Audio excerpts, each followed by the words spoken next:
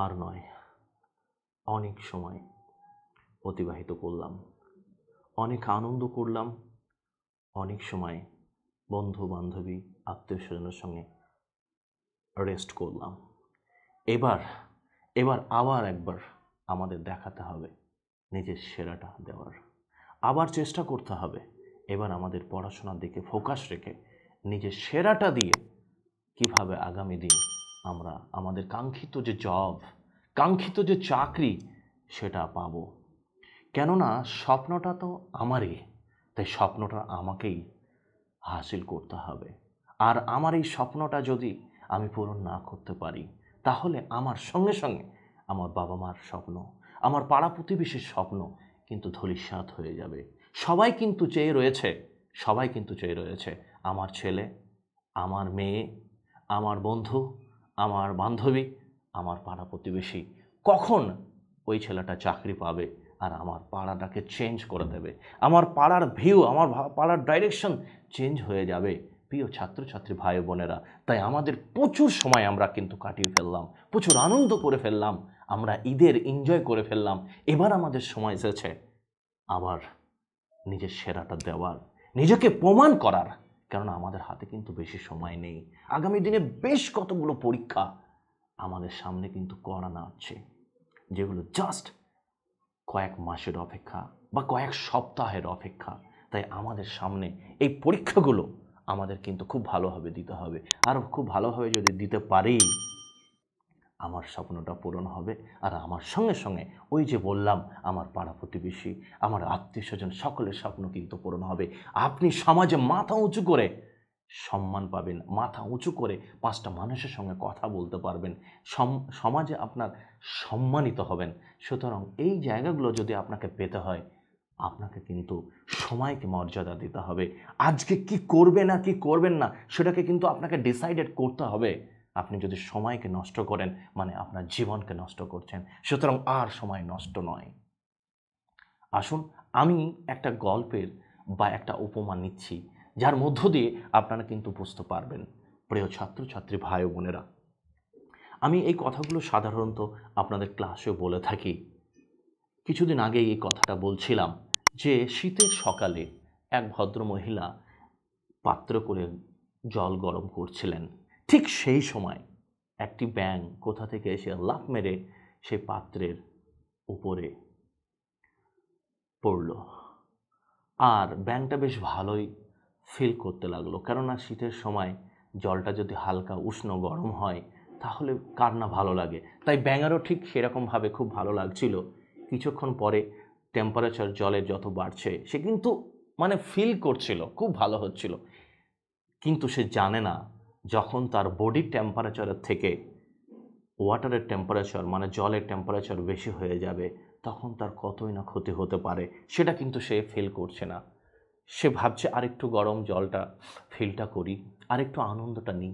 এই নিতে নিতে নিতে নিতে যখন তার বডির টেম্পারেচার জলের টেম্পারেচারের থেকে কম হয়ে গেল, তখন সে ভাবছে এবার আমাকে পালাতে হবে, কেন আর আমার এখানে থাকা যাবে না, কারণ এখানে থাকলে আগামী কিছুক্ষণের মধ্যেই আমার হয়তো মৃত্যু হতে পারে।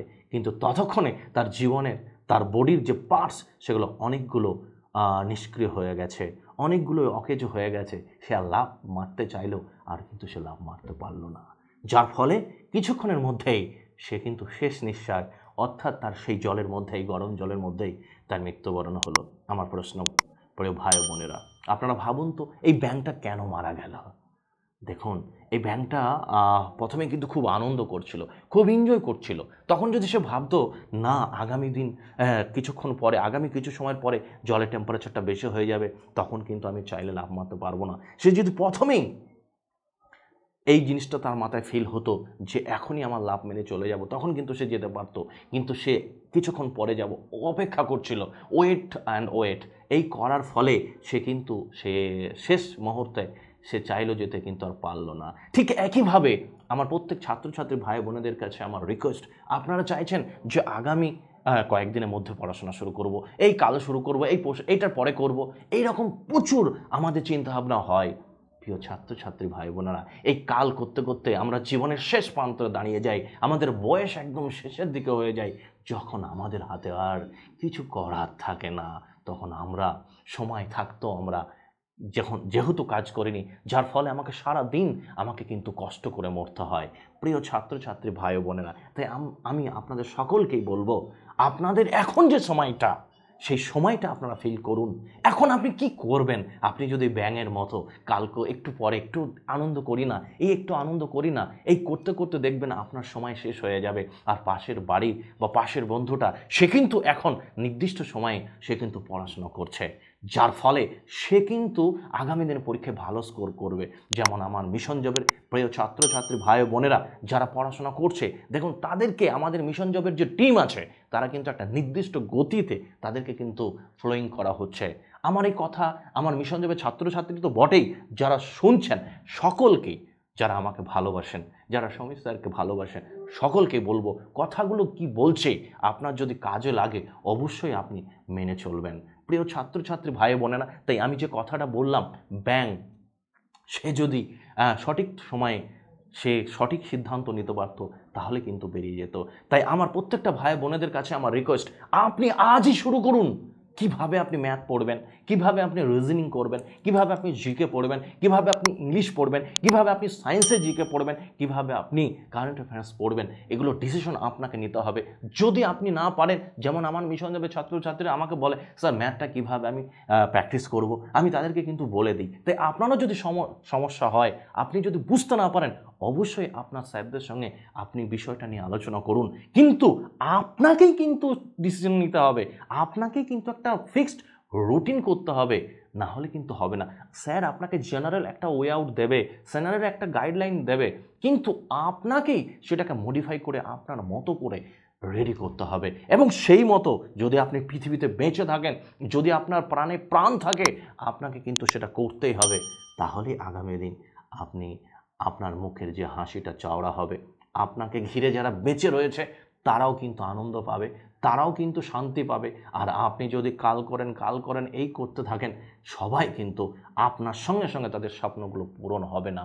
তাই আমি সকলকে বলবো, আপনারা খুব দ্রুত নিজেরাই পড়াশোনার মধ্যে আসুন এবং পড়াশোনা কন্টিনিউ করে নিজের যে স্বপ্নটা সেটা পূরণ করুন। যেমন আমার মিশন জবে আবাসিক কোচিংয়ে প্রচুর ছাত্রছাত্রী যারা ভর্তি হতে এখনও চাইছেন, কেননা আমার আবাসিকে জানেন, হয়তো আপনারা অনেকেই জানেন যারা যোগাযোগ রাখেন, আবাসিকে কিন্তু সিট সংখ্যা ভীষণই কম।